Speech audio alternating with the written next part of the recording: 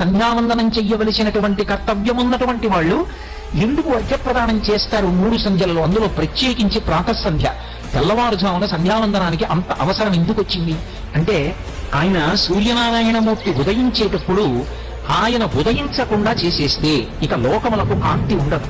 సూర్యుని యొక్క గమనం లేకపోతే ఆ చీకటి వలన ధర్మము లుప్తమైపోతుంది.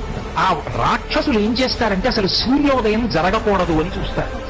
అలా చూసేటటువంటి రాక్షసులకు మందేహులు అని పేరు. సూర్యనారాయణమూర్తి ఉదయం జరుగుతోంది, ఇక ఎర్రకాంతి వస్తుందేమో అనగానే వాళ్ళు ఏం చేస్తారంటే చెట్ల మీదకి ఎక్కి ఆ చెట్లకి తలకిందులుగా వేలాడుతూ ఉగ్రమైన పెద్ద శరీరాల్ని పెంచి సూర్యకిరణములు భూమండలం మీదకి రాకుండా అడ్డుకుంటారు.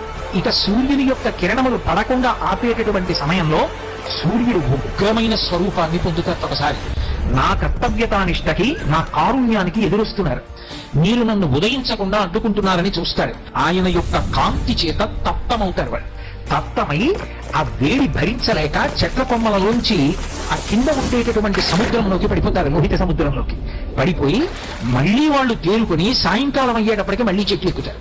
ఇవాళ కాకపోతే రేపైనా ఎలా అడ్డొస్తాడు, రేపైనా ఎలా ఉదయిస్తాడు, లోకానికి ధర్మనాశనం చేస్తాం అని రాక్షసులు ప్రారంభమవుతారు. అందుకే ఎవరికి గాయత్రి మంత్రం ఉపదేశం చెయ్యబడిందో, ఎవడు సంధ్యావందనం చెయ్యాలని శాస్త్రం విధించిందో వాడు సంధ్యావందనానికి కూర్చుని అర్ఘ్యాన్ని విడిచిపెడుతున్నప్పుడు, అందుకే అర్ఘ్యప్రదానము బ్రహ్మాస్త్రమే అంది శాస్త్రం.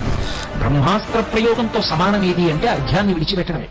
ఇంట్లో నియమంగా సంధ్యావందనం చేసి సూర్యమండలం వైపుకి చూస్తూ అంత భక్తితో అర్ఘ్యం ఇచ్చేటటువంటి వాడు ఇంట్లో ఉన్నాడనుకోండి, అటువంటి వాడొక్కడు ఇంట తిరిగిన కారణం చేత ఎటువంటి ఉగ్రభూతమో కూడా ఇంట్లో ప్రవేశించడానికి వీలు.